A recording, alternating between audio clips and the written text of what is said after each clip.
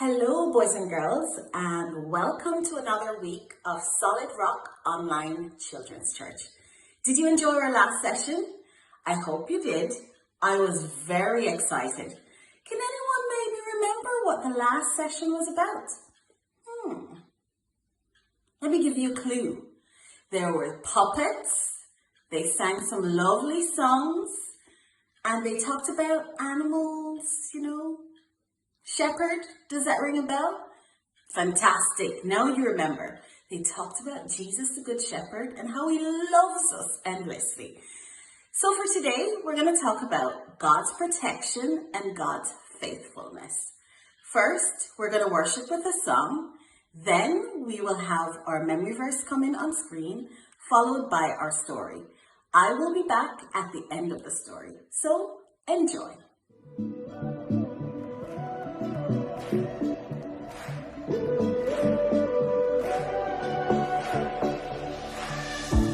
When night has fallen, when fear is coming, still you're calling me. When faith is lost and my hope exhausted, you will be my strength. When my mind says I'm not good enough, God, you're enough for me. Yeah, I've decided I'm not giving up, 'cause you won't give up on me. You won't give up on me. Your love is holding on and it won't let go. I feel it breaking out like an echo.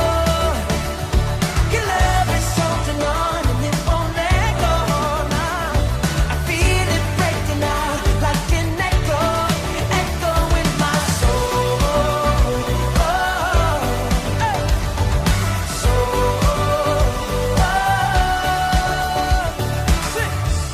In every season, you keep repeating promises to me.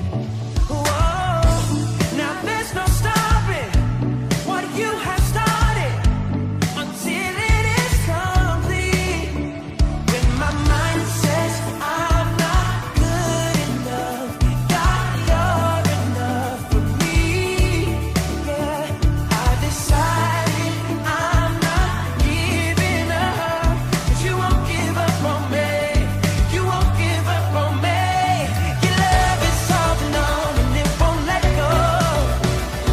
I feel it breaking out like an echo. Your love is holding on and it won't let go.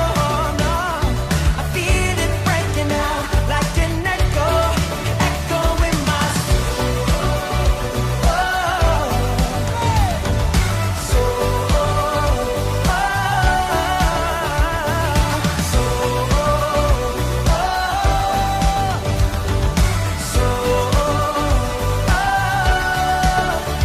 When my mind says I'm not good enough, God, you're enough for me.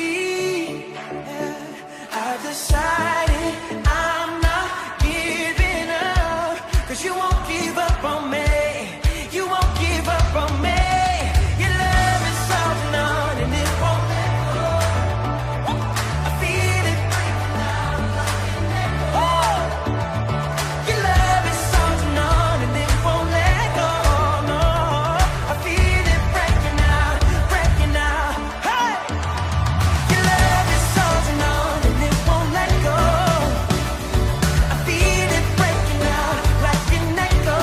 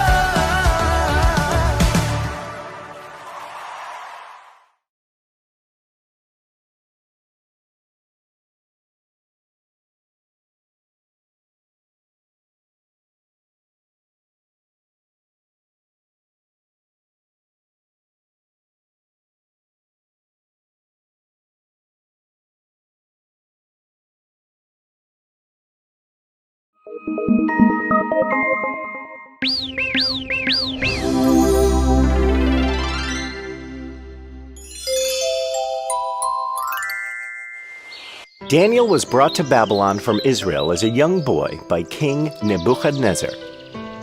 When the king took over Israel, he took with him the most intelligent and handsome young men from Israel to help him at his palace. Among these were Daniel and his 3 friends. Daniel was very handsome, honest, and intelligent.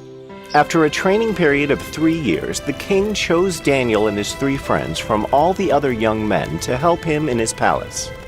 Over time, Daniel earned the king's trust and affection as he helped the king solve many problems and worked very hard for the king. He was known for being wise beyond his years, and he was completely dedicated to his work. After the time of Nebuchadnezzar, another king ruled Babylon, and then another. All the kings who ruled Babylon trusted Daniel and depended on him for carrying out many tasks.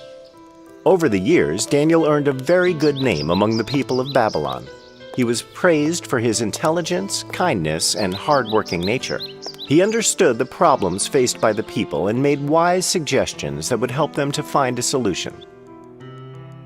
He was a very devout believer of God and prayed 3 times a day without fail. When King Darius came into power, he was so happy with Daniel's services that he gave him all the responsibilities for running the country. The other senior counselors and ministers of the king grew jealous of him as they had to follow Daniel's orders. They met with each other and talked about this often. Babon and Samiel were 2 of the most senior men in Darius's court. They did not like the idea of the king's growing affection towards Daniel. They feared that the king would favor Daniel over them. The king was placing more and more responsibilities on Daniel now, and he consulted only Daniel for solving the issues in the kingdom. The king felt that Daniel had the best possible solution for any problem. The other senior members of the court were becoming afraid that they would no longer be needed by the king and they would be thrown out. The most senior members of the court were Babon and Samiel, and they shared the same worry: how to get rid of Daniel. One day, Babon and Samiel met at a wayside inn to discuss this problem. This Daniel is becoming even more powerful with every passing day. The king only listens to him now. We have been serving the kingdom for so many years, and yet the king does not even ask for our opinion on anything. If this is the case, I am certain the king will remove us from the service of the court. We will have to go back to the streets selling pots to make a living. Quite true, my friend. We have to do something about this. It is a matter of our survival. We must find a way to remove this Daniel from the king's court immediately. It's not easy, Babon. He has a great reputation. The king will not simply remove him because we say so. We have to be very careful. We must destroy his reputation. I've observed him very closely for some time now, and it's next to impossible to find any fault with him.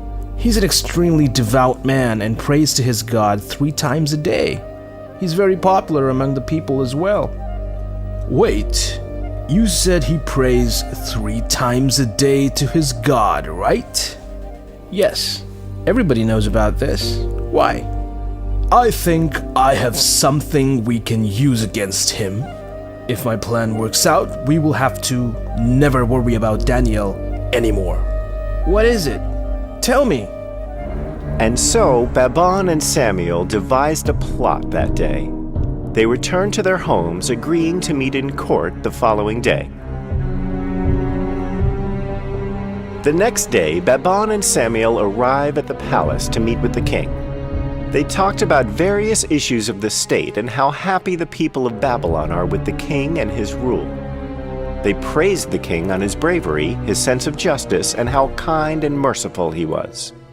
The king was very pleased with what Babon and Samiel had to say. Then Samiel made a suggestion for a law to be passed. My lord, the people of Babylon are indebted to you. The kingdom is thriving and its fame has reached the far ends of the earth. This has all happened only because you are the king. No other king has achieved so much for their kingdom as you have. I think that we need to celebrate this occasion and give the people an opportunity to show their gratitude to you.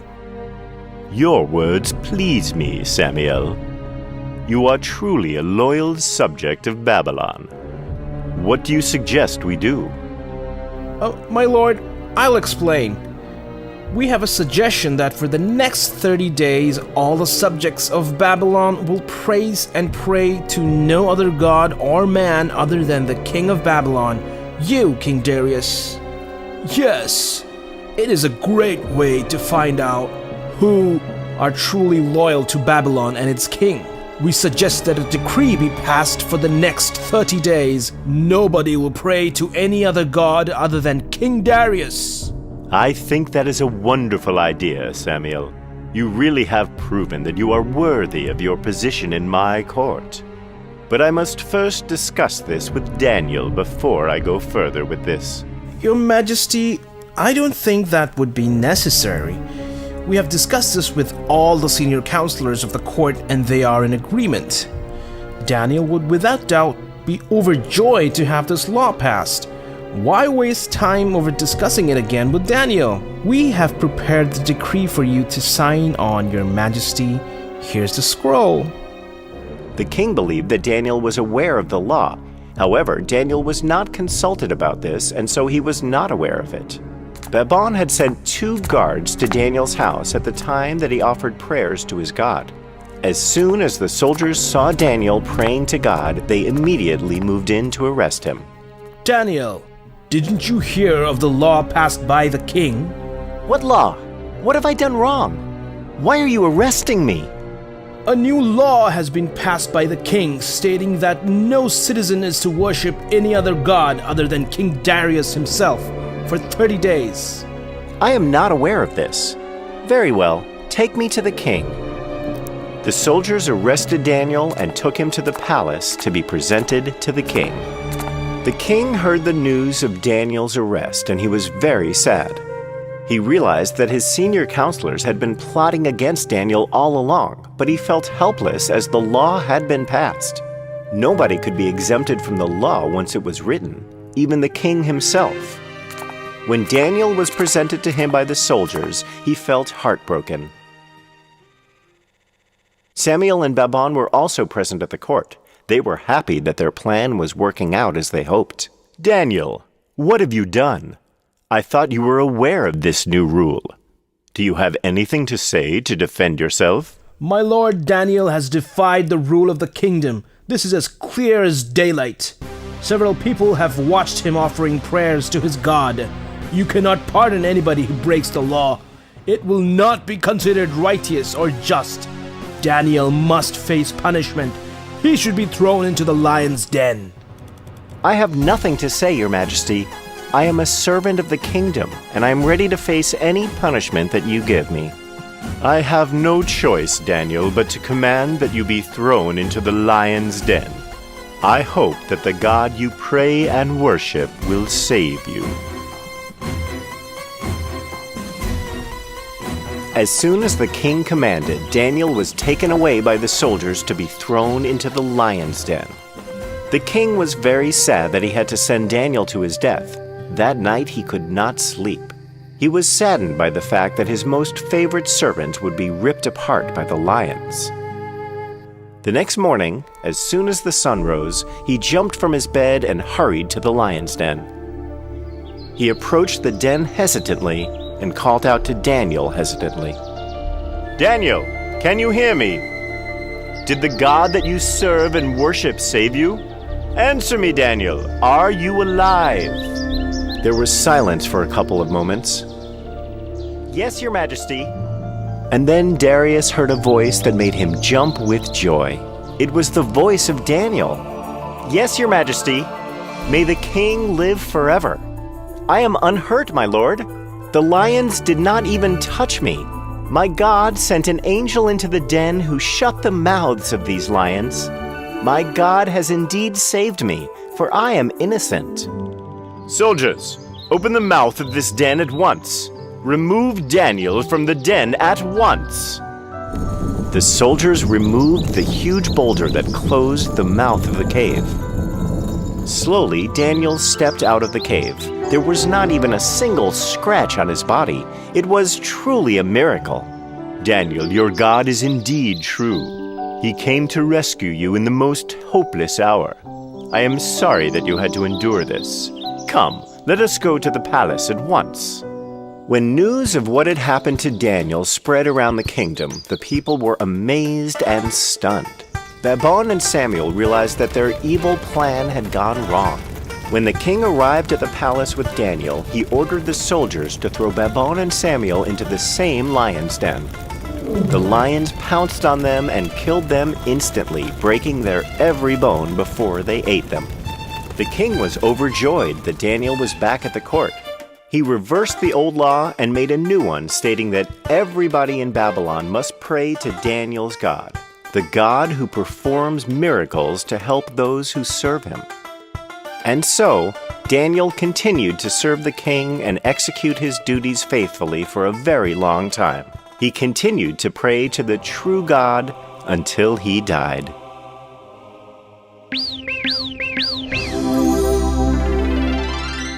Welcome back, boys and girls.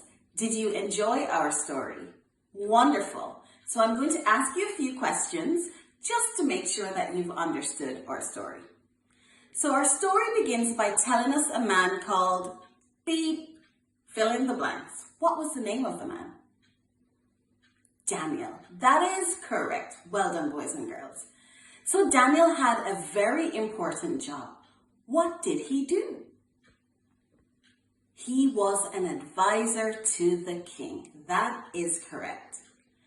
Daniel loved God very much and he prayed to him every day. Do you know how many times he prayed per day? If you said 3, that is the correct answer. So there were some people that did not like Daniel very much because he was a very good person. And so they did something very bad. Do you know what they did?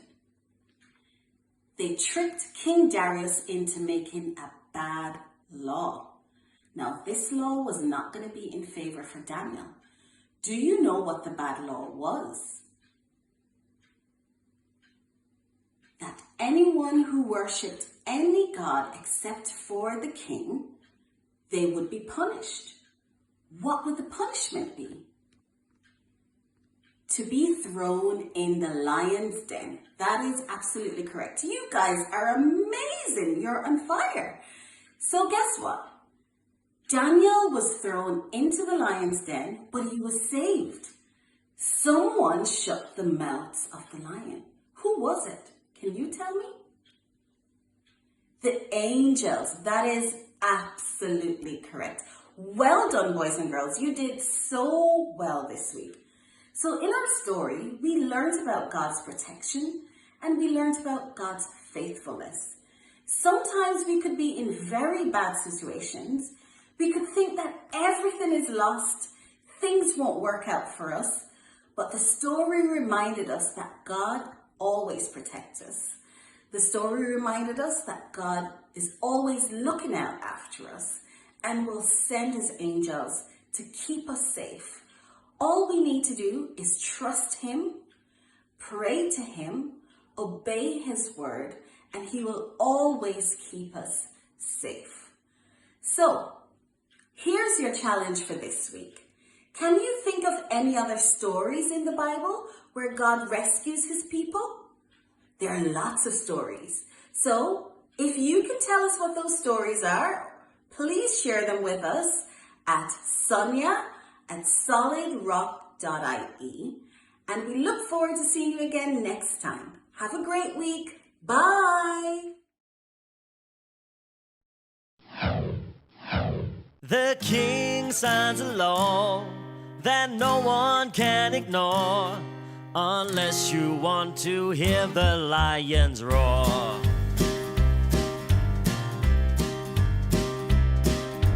Daniel was a great wise man. The king chose him as his helping hand. 3 times a day he always prayed. With faith in God he was never afraid. The kings or the helpers didn't like what they saw, and tricked the king to make a bad law. The praying to God had to stop, or in the lion's den you would drop. The king signs a law that no one can ignore, unless you want to hear the lions roar.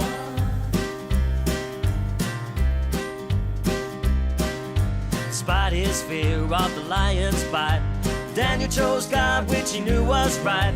Give thanks and pray, cause help and guidance he sought. And one day poor old Daniel was called. The king was sad but had to follow his men, so he sent Daniel straight to the lion's den. Well, Daniel believed that the Lord would save him, but to the king and his men Daniel's future was dim.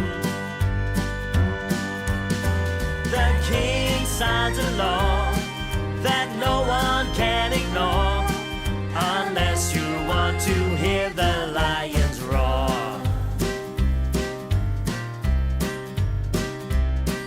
The lion's roar was incredibly loud. He was very big, he was very proud. His teeth were sharp and his claws were long, but Daniel didn't fear, for his faith was strong. So into the lion's den poor Daniel was thrown. But while he was there, he was not alone. God sent an angel to shut the lion's jaw. Daniel gave thanks like never before. The king signed a law that no one can ignore, unless you want to hear the lion